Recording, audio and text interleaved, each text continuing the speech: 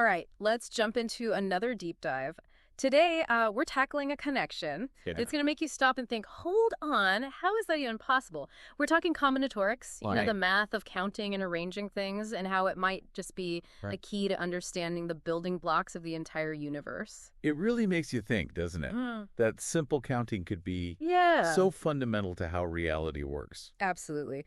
The paper we're looking at today is titled Deriving the Quanta of the Standard Model from Simple Combinatorics, and it really dives deep into this idea. The author kind of blends ancient philosophy with modern physics to make their case. You know, it might surprise you, but they actually start with ancient philosophers. Oh, really? Yeah, like Plato and Aristotle and their ideas about forms and dualities. Hmm. Then they bring in Hindu cosmology, specifically Brahma Chakra, which is the cycle of creation and destruction, and the three gunas, representing different types of energy. It's like a history and philosophy lesson all rolled into one. Yeah. But how do they tie these ancient ideas? Right. To modern physics. Yeah. Like, how does it connect to our understanding of the universe at the smallest level? That's where the combinatorics comes in. The author connects those three, guna, sattvaguna, rajaguna, and tamaguna, to the variables we use in combinatorial calculations, n, k, and c. Okay. So n is the total number of elements in a set and corresponds to tamaguna, the static quality. Then k is the number of elements we're choosing for subsets, and that reflects rajaguna, the mutable nature. Hmm. And then you have c, the number of possible subsets, which embodies sattvaguna, the sentient quality. I think I'm following so far, Mm-hmm. but it's still a bit abstract. How do these variables, which are connected to ancient philosophies, actually relate to the physical universe? I think the author uses a really interesting analogy to try to explain this, right? Exactly. They use the analogy of a rainstorm, which might seem kind of out of left field, but it really helps visualize these abstract ideas. Okay, I love a good analogy. Let's hear it. All right. So imagine a rainstorm. The first phase, the sattvaguna phase, is like when the clouds are forming. We can count those clouds. They're like the subsets. Right. But we can't actually see the individual water droplets within them. Like, we can't count the individual elements yet. Okay, got it. So the clouds represent the subsets, the C variable, but the individual elements, the water droplets, are still hidden. Exactly. Now, as the rain starts falling, that's when you enter the Rajaguna phase. Okay. The author compares this to the sound of raindrops hitting a window. Each tap is an element being counted within a subset, so that's like the K variable. Yeah. Hear the rhythm, you can count the taps, but you can't tell one raindrop from another. I love that. It really illustrates the point. Each tap on the window is like counting those elements in a subset. Yeah. But what about the tamaguna phase? How does the rainstorm analogy work there? All right, so imagine the rainstorm has ended, and you're left with hailstones scattered on the ground. Okay. Now, each hailstone is distinct and countable, just like the elements in the original set. That's our N, the total number of elements, becoming tangible. It's like the universe solidifying in a way.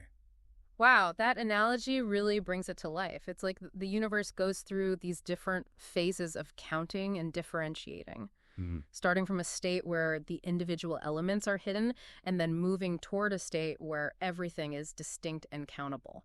It's a fascinating way to think about the process of creation, right? Like the universe is constantly counting and rearranging itself. It definitely makes you think about it differently.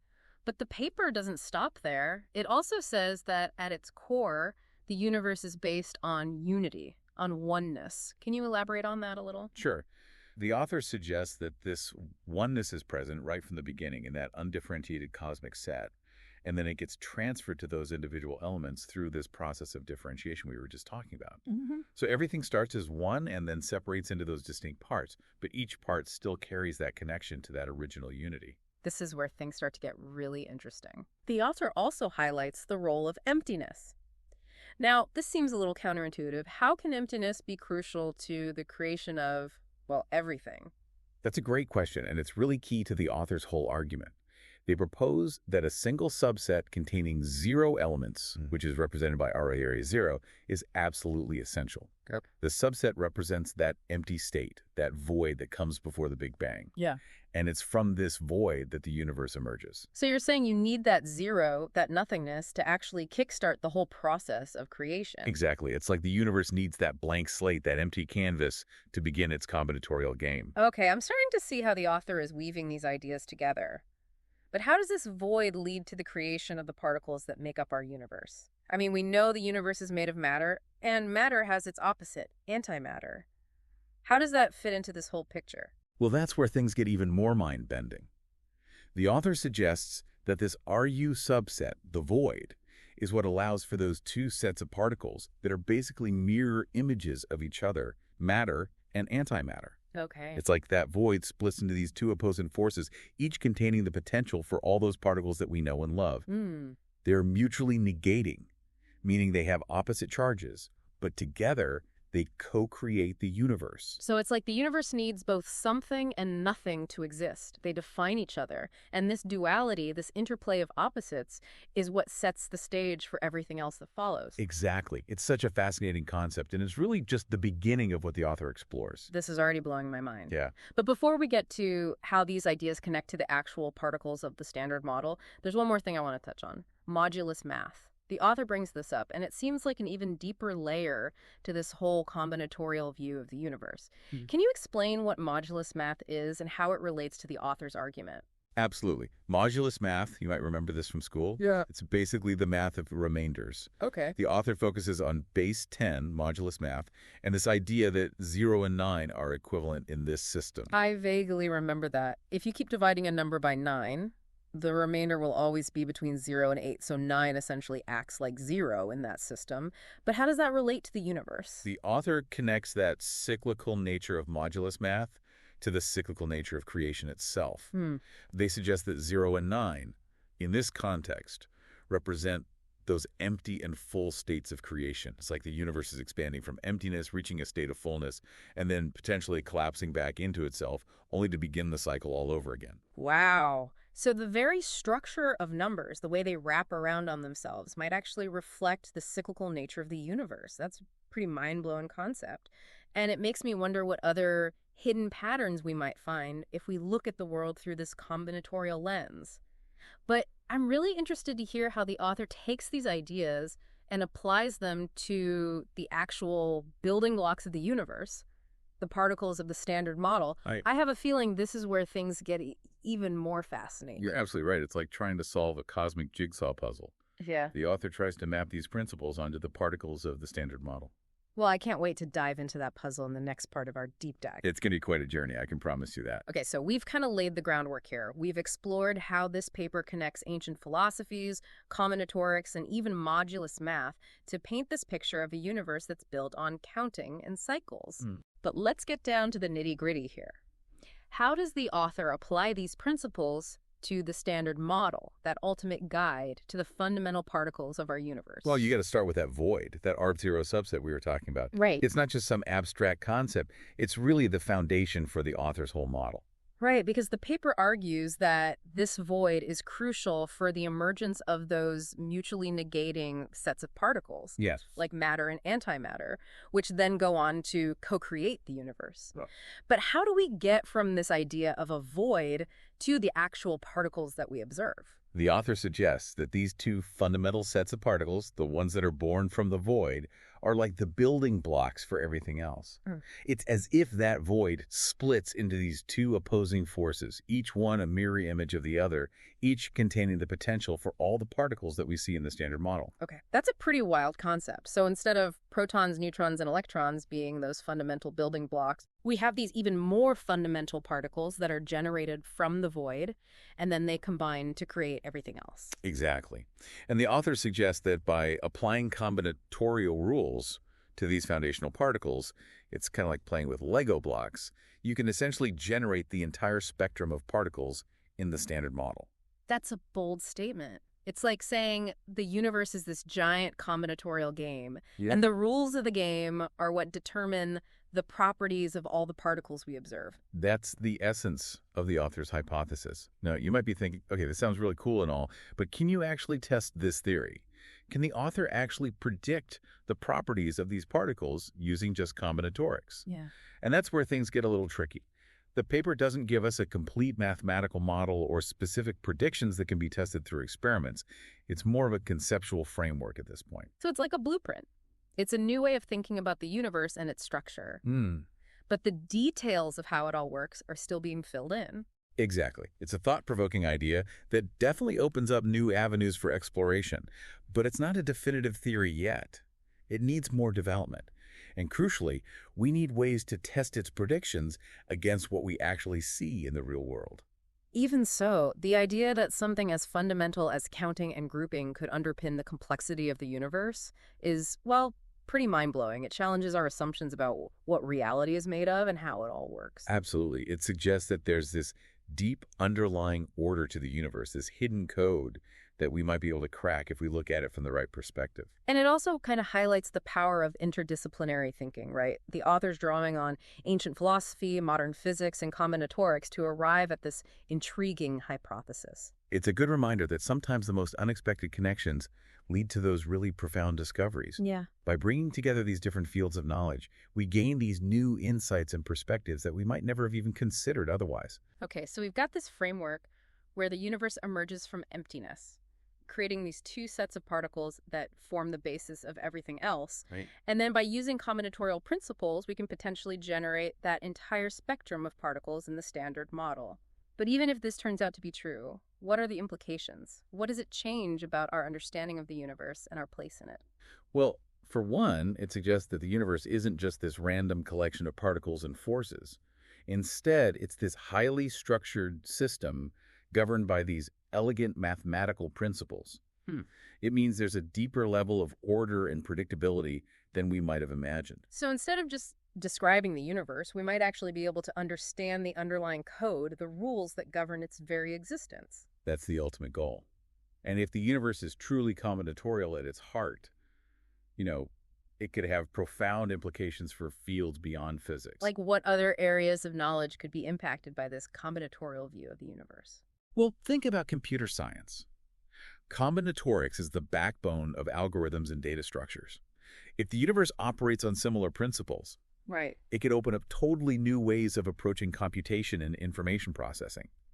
We might be able to design algorithms that mimic the universe's own computational processes, leading to breakthroughs in AI and who knows what else. That's fascinating. So instead of just using computers to simulate the universe, we might actually be able to tap into the universe's own computational power. It's a radical idea, but definitely worth considering. And it doesn't stop there. Combinatorics plays a role in biology, chemistry, economics. Yeah. The potential applications are huge. It's like we're opening a door to a whole new way of understanding and interacting with the world around us. That's what I love about these deep dives. They always leave me with more questions than answers. Yeah. But in the best way possible. It's like we're glimpsing this whole new landscape of knowledge. Right. And there's just so much more to explore. That's the beauty of scientific inquiry. Right. Every answer just leads to more questions. And the more we learn, the more we realize how much we still don't know. Right. But it's that sense of wonder, that drive to keep exploring that keeps us going. Before we wander too far off into the vastness of it all, I wanted to circle back to something the author mentioned that really stuck with me. The connection between modulus math, emptiness, and fullness. Okay. It seems to tie back to the cyclical nature of the universe. Yes, exactly. Yeah. Remember how we were talking about 0 and 9 being equivalent in that base 10 modulus math? Right. Well, the author suggests that this mathematical equivalence might actually reflect a deeper truth about the universe. Yeah. They propose that 0 and 9 represent those empty and full states of creation. So it's like the universe is constantly moving back and forth between these two states, from emptiness to fullness and back again. This whole idea of a cyclical universe expanding and contracting is just incredible to think about. It really makes you question how we think about time, doesn't it? If the universe is cyclical, then maybe our idea of time as linear and going in only one direction is incomplete. Maybe time itself is woven into this grand cosmic dance of expansion and contraction. Wow, that's a pretty profound thought. It makes you wonder if our universe is just one cycle in an endless series of creations and destructions, all governed by these simple, yet really profound combinatorial principles. It's a fascinating possibility. And it raises a lot of new questions about the nature of time, the origin of the universe, and even the possibility of other universes coexisting with our own. Okay, my head is officially spinning. We've gone from counting raindrops to reimagining the universe as this giant combinatorial machine with implications for fields beyond physics. But I have a feeling that we're only scratching the surface of this vast and complex topic. You're absolutely right. The author's hypothesis, while fascinating, is really just the start of a much bigger conversation. Yeah. It's like a call to action for more exploration, for more research and experimentation, to test these ideas and see where they lead. Well, I think we've covered a lot of ground in this part of our deep dive. Yeah. We've explored how the author applies combinatorial principles to the standard model, thought about the potential implications for other fields, and even touched on this mind-blowing concept of a cyclical universe. But the journey's not over yet. In the final part of our deep dive, we'll go even deeper into the author's hypothesis, Okay, good. exploring some of those unanswered questions and potential avenues for future research. We'll also think about what this combinatorial view of the universe might mean for how we understand consciousness and our place in the grand scheme of things. Sounds like we have even more mind-bending insights in store for our listeners. Definitely. Stay tuned because it's only going to get more interesting from here. Welcome back. We've been on quite a journey together, haven't we? Exploring this idea that the universe might be, at its core, a combinatorial marvel. We've looked at ancient philosophies, dealt with mind-bending analogies, and even took a little detour through modulus math. But now I think it's time to take a step back and think about some of the big questions that this research brings up. Yeah, I think that's a great idea. We've covered a lot, and it's important to remember that this hypothesis, while super interesting, is still in those early stages. It sounds like a whole new field of research could come out of this. A fusion of combinatorics, physics, and who knows what else. Right. And if this hypothesis turns out to be correct, it could revolutionize how we understand the universe. Absolutely. You would suggest that the universe isn't just this random collection of particles and forces. Instead, it's a highly structured system, almost like a cosmic code waiting to be cracked. It means there's a much deeper level of order and predictability than we ever thought possible. Exactly. Which leads me to another question I've been pondering. If the universe really is combinatorial at its heart, what does that mean for our understanding of time? Is time also a part of this combinatorial game?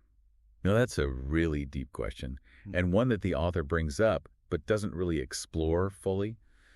The way we currently understand time is based mostly on this idea of a linear progression, a constant march forward from the past through the present to the future. But if the universe is fundamentally cyclical, Right. as this research indicates, then our whole perception of time might be off. Right. It's like we're thinking in two dimensions when the reality might be multidimensional, with time looping and folding in on itself. This whole combinatorial view of the universe forces us to rethink some very basic assumptions, even about something like time. For sure. And it's not just time either. This research also raises questions about the nature of consciousness itself. Okay. Could it be that consciousness arises from these combinatorial processes, from that really complex interplay of information and energy in the universe? Whoa, that's taking things to a whole other level. Right. So instead of consciousness being this separate phenomenon, it could actually be an emergent property of the universe's combinatorial nature. It's like the universe is becoming aware of itself through this constant process of counting, grouping, and rearranging things. It's a mind-blowing concept, for sure. It suggests that we, as conscious beings, aren't just observers of the universe, Yeah.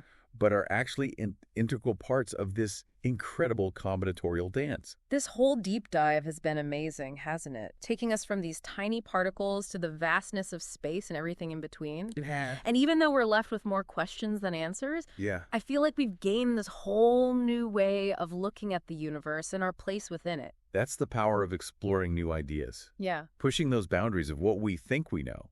It's about embracing the mystery and allowing ourselves to be challenged by concepts that stretch our imagination. And that's exactly what this research does. It reminds us that the universe is full of surprises, and sometimes those really big truths are hidden in the most unexpected places. Who would have thought that simply counting could give us clues to the deepest secrets of the cosmos? It speaks to the way knowledge is interconnected and to the beauty and elegance of the universe itself.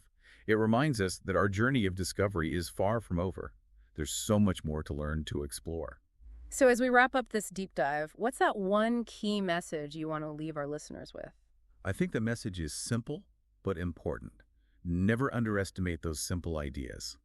Sometimes the most profound truths are right there in front of us, waiting for us to make those unexpected connections. Keep exploring, keep asking questions, and always keep your mind open to all the possibilities that this incredible universe holds. Well said. And to our listeners, thank you for joining us on this amazing journey. Until next time, keep those minds curious and keep exploring.